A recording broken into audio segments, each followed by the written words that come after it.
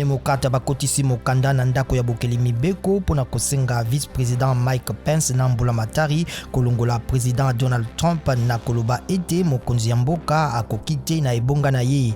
Ata ba républicain batelemelaki yango bademokrate bakotisi article pona kosenga impeachment to bolongwi ya Trump. Président Denis Sassou Nguesso apesi toli na président Félix Tshisekedi kotia yambo masolo na RDC. Basololaki mikolo misato na oyo po etali bokengi na monile ya RDC na Centrafrique Covid pe Union africaine. Moïmo mbongo ya Congo Brazzaville Pierre Otto awei azalaki tango molai moto ya mpifo koleka na Congo Brazzaville. États-Unis ebakisi Cuba na nkasa ya bikolo bipesaka maboko na badongolo meso. Cuba epameli na ngambo na yango mbula matari ya Donald Trump. Barack Obama nde alongolaki Cuba na nkasa yango pe azongisaki bondeko na bikolo bibale.